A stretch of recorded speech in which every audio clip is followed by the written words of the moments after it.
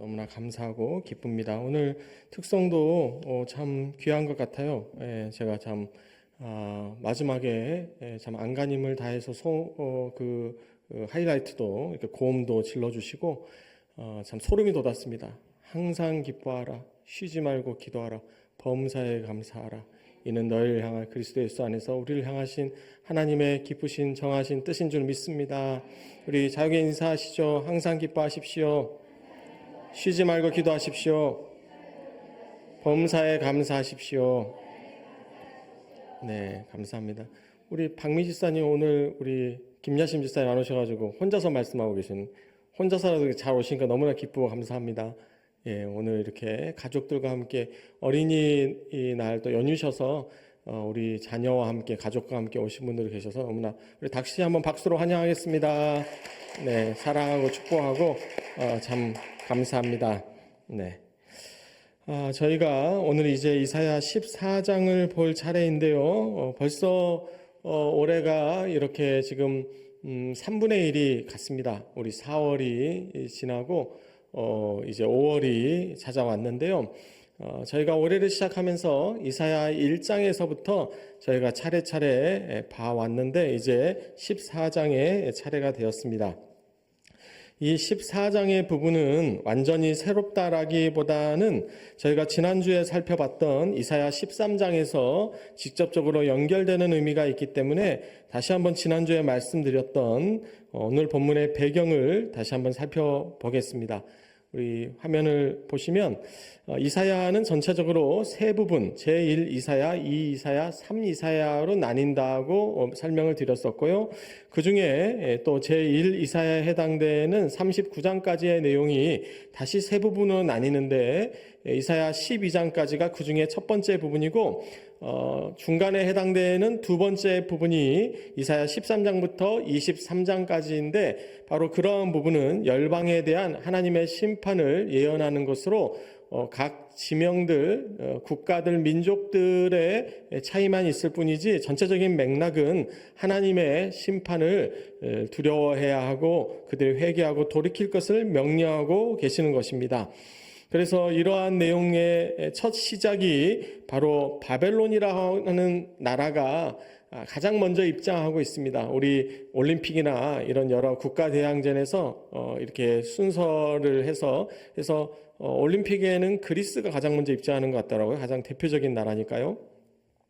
그런데 하나님의 심판의 가장 대표적인 국가는 바벨론이라는 나라였습니다. 이 바벨론이라는 나라는 한 국가만을 이야기하는 것이 아니고 지난주에도 말씀드린 것처럼 창세기 11장에 나오는 바벨탑이라고 하는 지명을 우리가 함께 생각해 볼 필요가 있습니다. 우리 다음 페이지 주십시오. 그래서 창세기 11장에서 그들이 언어가 뒤섞여서 혼잡해졌다라는 의미로 이 혼잡 또는 혼돈을 의미하는 이 바벨이라고 하는 국명 또는 지명은 지금의 세상을 뜻할 수 있다는 것이죠. 오늘날의 세상, 그 나라가 미국이든 중국이든 대한민국이든 그 나라의 국명은 다를 수 있지만 얼마나 이 세상이 다 혼잡합니까? 얼마나 혼돈합니까? 그래서 현대의 세계를 다 바벨이라고 부를 수 있을 것인데 그래서 하나님께서 이 바벨론의 심판, 바벨론의 멸망에 대해서 이야기하시는 것은 이 오만한 인간의 문명, 마치 창세기 11장에서 그들이 하나님께 도전하기 위해서 높은 바벨탑을 쌓았던 것처럼 지금의 시대에도 우리 인류가 하나님께 도전하기 위해서 얼마나 많은 그들이 과학이라는 바벨탑, 경제라는 돈이라는 인간의 지식을 앞세우는 그 수많은 인본주의라는 바벨탑을 쌓아 올리면서 결국 하나님께 도전하고 있기 때문에 결국 이 바벨이라고 하는 개념은 지금의 시대 그리고 이 마지막 때를 지칭하는 아주 중요한 그런 지칭이라고 할 것입니다. 그래서 하나님께서 이 바벨에 대해서 멸망을 선포하고 계시는 것은 지금 이 시대에 대한 경고를 하고 계시는 것이고 이 마지막 시대를 살아가는 저와 여러분이 이 경고를 오늘 주의하여 듣고 또 하나님의 뜻을 깨달아 우리가 주님께 더 가까이 바짝 붙으시기를 주님 은혜를 우리가 더 깊이 경험하기를 이 시간 사모하며 축원합니다. 아멘.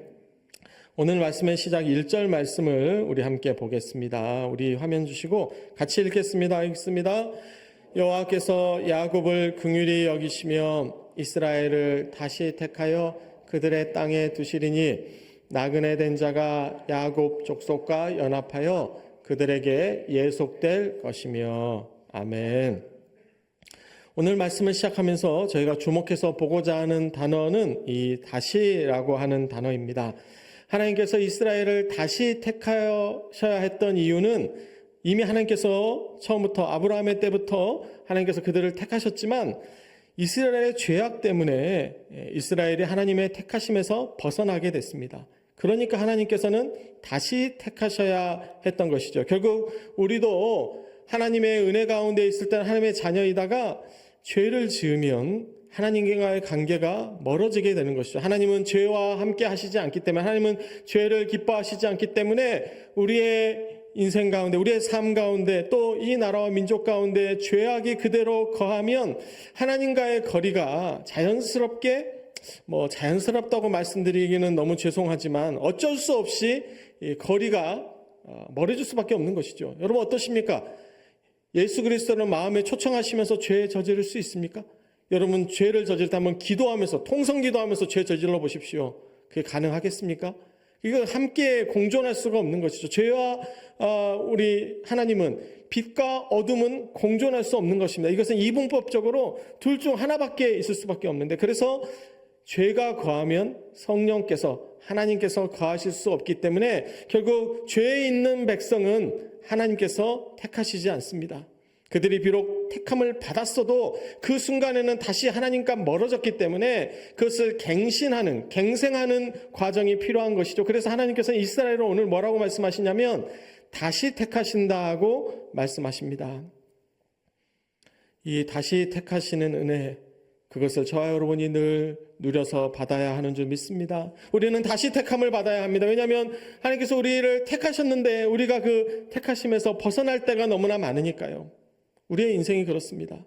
우리가 그 순간순간에 하나님께 집중하지 못하는 상황들이 생기기 때문에 우리는 다시 그 집중력을, 그 포커스를 하나님께 두기 위해서 우리는 이 예배가 반드시 필요합니다. 그래서 예배는 우리의 인생의 중심에 있는 것이고 이 한 주의 시작을 여러분 예배로 시작한다는, 그래서 우리가 올바른 인생의 방향 설정을 다시 한번 하고 우리가 하나님께 다시 택함을 받고 우리의 인생을 다시 시작할 수 있다는 것이, 그래서 여기는 이 교회당은 이 예배의 순간은 여러분의 인생의 새로운 출발점입니다. 우리는 항상 새 출발을 하게 되는데 우리는 다시 하나님께 택함을 받게 되는데요.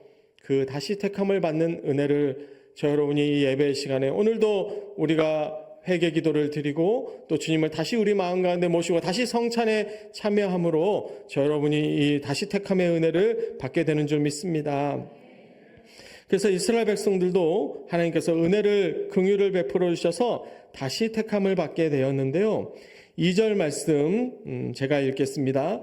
민족들이 그들을 데리고 그들의 본토에 돌아오리니 이스라엘 족속이 여호와의 땅에서 그들을 얻어 노예로 삼겠고 전에 자기를 사로잡던 자들을 사로잡고 자기를 압제하는 자들을 주관하리라.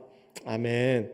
그래서 하나님께서 이스라엘 백성에게 지금 약속하시는 바는 무엇이냐면요, 전에 자기를 사로잡던 자들을 사로잡고 자기를 압제하던 자들을 주관하겠다는 약속입니다. 이것은 바로 하나님께서 역전시켜 주시겠다는 약속과 같습니다. 그래서 오늘 말씀의 제목을 역전의 경영이다라고 제가 잡은 것은, 그 전에는 사로잡혔었어요. 이스라엘 백성들이 사로잡히는 순간이 많았습니다. 지금 이 바벨론에 대한 심판을 선언하시면서 하나님께서 동시에 이스라엘의 회복을 말씀하시는 것은, 바벨론이 막강하게 그들이 강성하고 그래서 그들의 군대로 무자비하게 이스라엘을 짓밟았을 때에는 어때요? 이스라엘 백성들이 바벨론에게 사로잡혔습니다. 그런데 하나님께서 그것을 역전시켜 주신다는 거죠. 반대로 이제는 사로잡는 민족이 되게 해 주시겠다고 약속하시는 겁니다. 그것은 마치 우리의 역사와도 같아요. 우리가 어떻게 보면 지금은 우리가 세계 경제 10대 강국, 우리 군사적으로도 문화적으로도 다 우리가 선진국의 반열에 올랐기 때문에 우리가 굳이 누구의 눈치를 보거나, 물론 우리가 외교적으로 여러 협력하고 우리가 보조를 맞춰야 하긴 하지만 우리가 그래도 우리의 목소리를 어느 정도 낼 수 있는 나라가 되었습니다. 근데 여러분, 우리나라의 역사를 되돌아보십시오. 조선 500년 시대, 고려시대, 어떻게 보면 통일신라 이후로, 그 전에는 고조선이나 고구려나 이럴 때는 좀 광개토대왕이나 이럴 때는 좀 넓은 지역을 호령한다고 했지만, 통일신라 이후로는 이 좁은 반도에 갇혀서 우리는 항상 약소국에, 그래서 항상 누군가에게 이렇게 좀 사로잡히는, 압제당하는 그런 역사가, 그런 사항들이 많았습니다. 그런데 하나님께서 그것을 역전시키시면 이제 우리가 압제를 당하던 나라에서 이제 우리가 주관할 수 있는 나라로, 그런 민족으로 바꿔주신다는 것을, 우리의 인생도 마찬가지입니다. 우리가 우리의 인생을 어떤 분이 이렇게 말씀해 주실 때 상당히 그 의미 있는 세상적인 말이더라고요. 인생의 3가지의 3대 불행이 있는데, 그것이 너무 젊어서 크게 성공하는 것과, 중년의 시대에 사람을 잃는 것과, 말년에 가난하게 사는 것이 인생의 3대 불행이다. 한 목사님이 그 말씀하시는데 참 일리가 있다고 느꼈습니다. 근데 그 중에 가장 좀 어떻게 의외이면서도 또 깊은 통찰력을 갖게 되는 내용이, 너무 젊어서 너무 크게 성공하는 것이 불행이다라고 이야기하는데 참 고개가 끄덕여지더라고요. 보니까 우리 아직 10대, 20대 분들은 이렇게 갸우뚱? 아니 그게 왜? 일찍 빨리 성공하면 좋지? 그런데 보니까 60, 70대 분들은 다 고개를 끄덕이고 계세요. 그러니까 우리가 인생을 살아보니까 물론 성공하는 거 좋죠. 그런데 우리의 인생이 여러분 어떻습니까? 오르막 인생이 좋습니까? 내리막 인생이 좋습니까? 우리의 인생이 점점 올라타는 인생이 돼야 되는데, 처음에 아주 큰 성공했어요. 아주 높은 자리에 올랐습니다. 명예와 성공과 돈을 아주 크게 얻었어요. 근데 그 뒤로 내리막을 타게 되면 인생이 점점 우울해지고 불쌍해지고, 어떻게 보면 기쁨이, 만족이, 행복이 그 가운데 없더라고요. 너무 젊을 때 너무 큰 성공을 쥐게 되면 그 다음부터는 인생이 의미가 없어지고 만족이 없어지고, 오히려 그 성공을 가지고 자신의 쾌락, 잘못된 방향을 추구하다가 인생이 말년으로 갈수록 어그러져 버리면, 저를 따라해 주시죠. 끝이 좋아야 한다. 마지막이 좋아야 합니다. 인생이 뒤로 갈수록 좋아야 됩니다. 근데 용두사미의 인생이 되면 그 인생만큼 불쌍하고 비참한 인생이 없다는 것이죠. 근데 반대로 우리가 젊어서 고생은 사서도 한다는 말처럼 좀 젊었을 때는 가난했어요. 월세방에서부터 출발했어요. 뭔가 좀 어려운 힘든 일들을 했어요. 근데 그가 점점 중년에, 말년에 여유로워지고 저축을 하고 이렇게 안정을 찾아서 자녀, 손자, 손녀들과 이렇게 평안한 인생을 사는 것, 그것만큼 복되고 행복하고 참 여유 있는 삶이 없지 않습니까? 그러니까 우리가 언제 잘 되냐를 봤을 때 갈수록 잘 되고, 오늘보다 내일이 더 낫고 내일보다 모레가 더 나은 인생이 돼야 희망이 있고 기쁨이 있지, 잠깐은 잘 됐다가 오늘은 더 힘들어, 내일은 더 안 좋아, 미래가 불안하고 더 불행하다고 하면 그 인생은 정말 살고 싶지 않은 인생이 되어버릴지도 모르죠.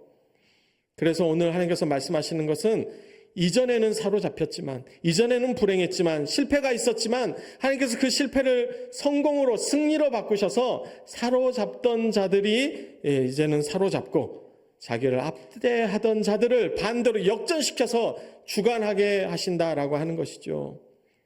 여러분, 정말 스포츠 경기를 봐도 정말 스릴 있고 재미있는 경기가 역전의 경기 아닙니까? 우리 축구나 야구나 이거 봐도 축구로 한 골을 먹었어요. 예를 들면 2골을 먹었어요. 전반전이 끝났으면 후반전에 1골 넣고 2골 넣고 3골 넣고 해서 역전을 시키면 정말 그것만큼 또 짜릿하고 재밌고 신나는 경기가 없지 않습니까? 여러분, 우리의 인생도 그런 역전하는 인생이 돼야 합니다. 하나님께서 우리의 인생을 그렇게 역전시키실 줄 믿습니다.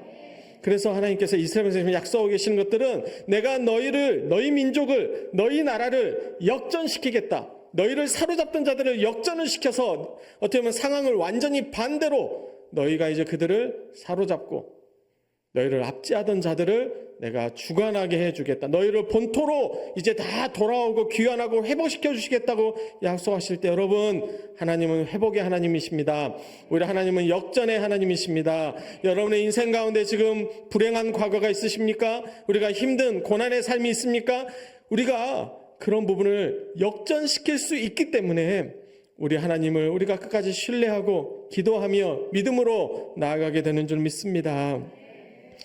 그래서 오늘 그렇게 역전시키시는 하나님의 의미를 사실 중요한 부분을 지금 앞에서 다 말씀을 드렸고 그걸 조금 풀어가면서 중요한 부분은 제가 좀 빠르게 스피디하게 오늘 시간을 제가 시간 내에서 오늘 본문이 좀 긴데요. 사실 내용은 그렇게 복잡하거나 어렵지 않습니다. 좀 낯선 표현들이 또는 이렇게 백항목이나 이런 비유들, 그 당시에 강대국에 대한 어떤 상태나 상황들을 비유하는 어떤 표현들이 반복돼 교차돼 있어서 좀 어려워 보일 뿐이지 사실 내용은 아주 단순하기 때문에 전체적인 내용을 제가 빠르게 설명하면서 지나가겠습니다. 우리 3절을 보시면 하나님께서 그래서 우리에게 안식을 주시는데 이 안식은 하나님의 은혜로서 이 세상의 어떠한 모든 속박과 고난으로부터 해방해 주시는 것을 의미합니다. 그것이 이스라엘 백성들에게는 바벨론 왕위로부터의 해방이었다면 우리도 이 시대에 여러 압제와 어떤 불의한 통치로부터 우리가 해방을 받고 안식을 받아야 된다고 하는 것이죠. 그래서 그 시대에 이러한 압제의 상징이었던 4절에 나오는 바벨론 왕에 대한 이제 하나님의 심판의 노래를 시작하시는데요. 그것이 무엇입니까? 5절 말씀처럼 악인의 몽둥이와 통치자의 귤을 꺾어버리시는 줄 믿습니다. 그래서 하나님께서는 왕 중의 왕이요 이 세상의 주관자들의 주관자가 되시는 줄 믿습니다. 그래서 주의 주 왕의 왕이신 여호와께서 이 세상의 가짜 왕들의 그 귤을 그 통치를 그들의 권세를 하나님께서 다 꺾어버리신다고 하는 것이죠. 6절을 보시면 그 왕들은 분내어 여러 민족을 치고 노하여 열방을 억압하는 악한 통치자들이었습니다. 하나님께서 그 악한 왕들은 다 그 자리에서 내려오게 하시는데요. 그랬을 때 7절 말씀처럼 이제는 온 땅이 조용하고 평온하니 무리가 소리 높여 노래하는도다. 아멘. 하나님께서는 그런 공격적이고 불의하고 악한 통치자들을 결코 끝까지 내버려 두시지 않습니다. 그들이 잠깐은 자기의 권세를 땅에 떨치는 것처럼 보일지 모르지만 역사의 주관자 되신 하나님께서는 모든 일들을 다 사필 규정하게 하시기 때문에 결국 하나님께서는 이 세상에 그런 악한 왕들을 몰아내고 조용하고 평온한 세상을 허락해 주신다고 말씀해 주시고요. 그러한 부분은 8절에서 11절까지 좀 더 자세하게 설명되는데요. 중간의 부분들은 좀 저희가 건너뛰고 10절을 보시면 결국 그러한 상황에서 다 하나님의 심판을 받은 자들이 이와 같이 말한다고 하는 것이죠. 너도 우리같이 연약하게 되었느냐? 너도 우리같이 되었느냐? 그들이 수월에 떨어져서 하나님의 심판에 다 떨어져서 자신의 권세를 다 잃고 있어는 어때요? 인간이 다 허무합니다. 그들이 권세자에 있을 때는, 대통령의 자리에 있었을 때는, 왕의 자리에 있었을 때는, 그들이 어떤 한 완장차고 하나의 자리에 있었을 때는 세상을 호령할 것처럼 있었지만 그 자리에 내려와서는 다 늙고 죽음 앞에 두려운 그런 존재가 다 되고 말지 않습니까? 그래서 인간은 결국 죽음 앞에 다 두려워하는, 다 의미 없는 그런 허무한 존재고, 그래서 다 우리같이 연약하냐, 너도 우리같이 되었냐, 그런 한탄을 결국 이 시대는, 이 세상의 권력자들, 모든 통치자들은 이 세상의 권력은 그래서 허무합니다. 이 세상의 끝은 결국 다 사망으로 가게 되어 있기 때문에 결국 그 끝이 같다는 것을 오늘 본문이 이야기해 주고 있는 것이죠. 그래서 11절에 저를 따라해 주시죠. 내 영화가 수월에 떨어졌으며, 네, 이 수월은 지옥을 상징하는데 가장 비참하고 낮은 곳까지 우리의 인생의 영광 그렇게 오래 가지 않습니다. 네, 봄꽃이 다 떨어지잖아요. 화려한 때는 다 그냥 지나가게 되어 있는 것이죠. 또한 12절에 하나님께서 이렇게 말씀하십니다. 너 아침의 아들 계명성이여 어찌 그리 하늘에서 떨어졌으며 너 열국을 엎은 자여 어찌 그리 땅에 찍혔는고. 아멘. 여기에 이 계명성으로 나오는 히브리어 힐렐이라고 하는 원래 그 번호의 의미는 빛나는 자라는 뜻인데, 그것은 또한 새벽별을 상징하기도 하고요. 보통 새벽에 가장 밝게 떠오르는 별이 금성이기 때문에 그것이 영어로는 비너스고요. 근데 이 계명성이 금성을 상징할 뿐만이 아니라 고대의 라틴어 불가타 성경은 이 계명성을 루시퍼로 그렇게 해석을 했습니다. 결국 이 세상이 빛나는 계명성처럼 그들이 열국을 엎은 자처럼 세상의 공중의 권세 잡은 이 세상의 권세자들, 악한 루시퍼와 같은 사단 마귀와 같은 어떻게 보면 세상에 하나님을 대적하는 자들이 지금은 그들이 열국을 엎은 것 같지만 그들이 계명성처럼 밝은 아침의 아들처럼 나오지만 그들이 광명한 천사처럼 나오지만 결국 하나님께서 그들을 심판하실 때 하늘에서 떨어지며 땅에 찍혀버리는 줄 믿습니다. 이 새벽별과 같이 보였던 세상이 어떻게 왜 이 땅 가운데 떨어지게 되었을까요? 바로 그 이유가 13절에 나옵니다. 그들이 마음에 이르기를 그 루시퍼가 하늘에 올라 하늘의 뭇별 위에 내 자리를 높이리라. 결국 그것이 바벨론의 그 바벨탑이 상징하는 것처럼 그때 하나님께 도전하기 위해서 그 높은 탑을 쌓았을 때 하나님의 심판이 임하여 그들이 혼돈해지고 결국 다 뜻을 이루지 못하고 흩어졌던 것처럼 하나님께서 왜 이 사단 마귀를 이 땅 가운데 멸하십니까? 감히 그들이 하나님께 도전했기 때문입니다. 그 어떠한 자도 하나님께 도전하게 되면 이 세상에 어떠한 권세도 어떠한 조직도 어떠한 나라와 민족도 하나님께 도전하게 되면 하나님께서는 그들을 다 땅에 찍어 버리시는 줄 믿습니다. 그래서 하나님께서는 결국 15절 말씀처럼 그러나 이제 내가 수월 곧 구덩이 맨 밑에 떨어짐을 당하리로다. 아멘. 그래서 16절 이하에 보는 이가 너를 자세히 살펴보면서 어떻게 이 사람이 과거에는 땅을 진노시키며 열국은 놀라게 했던 또 17절에 세상을 황무하게 해서 그랬던 자가 아니냐. 그런데 19절 말씀처럼 이제는 다 시체와 같은 존재로 하나님께서 바꿔버리신다고 하는 것이 그것이 하나님의 심판입니다. 하나님의 권능입니다. 하나님께서는 오래 참으시지만 그 하나님의 그 위대한 인내력도 바닥이 나고 나면 하나님의 심판이 임하시는데 때가 차면 하나님의 준엄하신 심판이 임하시면 그 심판을 피할 자가 없기 때문에 지금 잠깐은 세상을 호령하는 것처럼 그들이 착각할지 모르지만 하나님께서 심판하시는 날이 오면 그들을 다 수월, 지옥의 가장 구덩이 맨 밑으로 떨어지게 하실 줄 믿습니다. 그래서 이 세상의 운명은 다 결론이 정해져 있습니다. 결국 천국이냐 수월이냐 지옥이냐 하는 것이죠. 둘 중 하나입니다. 천국이냐 지옥이냐, 하나님의 영광의 아버지의 집에 이르느냐 아니면 저 수옥의 구덩이 맨 밑으로 떨어지느냐 하는 것은 그 누구도 피할 수 없는 결론입니다. 그래서 우리는 그때를 반드시 준비해야 합니다. 우리가 이 세상을 살아가면서도 준비를 얼마나 잘하느냐가 그 인생을 상당히 많은 부분을 결정하죠. 우리 왜 학생의 시절에 청소년의 시절이 중요하다고 이야기합니까? 성인의 때를 그때 준비하기 때문이죠. 그때 준비를 잘했던 사람들은 성인이 돼서 보람이 있습니다. 얻어가는 게 있어요. 근데 청소년 때 놀기만 하고 준비를 안 해놓으면 성인이 돼서 좀 직업도 변변찮고 죄송하지만 뭔가 자기가 선택할 수 있는 폭이 너무나 좁아지는 것이죠.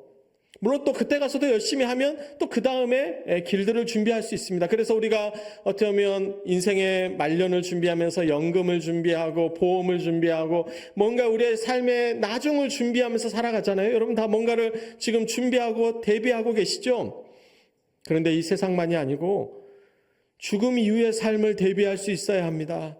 그래서 우리는 하나님의 나라, 결국 저 내세에서 우리가 죽음 이후에 우리의 존재를 되돌아봤을 때 우리가 아버지의 집에 가기 위해서, 거기서 우리가 또한 면류관을 받기 위해서, 하나님의 영광 안에 들어가기 위해서 우리가 이 땅 가운데 준비하며 살아가는 것이죠. 이 세상 사람들은 그 지혜가 없기 때문에 그들은 그 때를 준비하지 않습니다. 마치 눈에 보이는 지금 숨이 붙어있는 이 세상, 길어야 100년 되는 이 짧고 짧은 의미 없는 세상에 이것이 전부라고 생각해서 이 세상만 준비하다가 허비하다가 그들이 죽고 나면 얼마나 당황하겠습니까?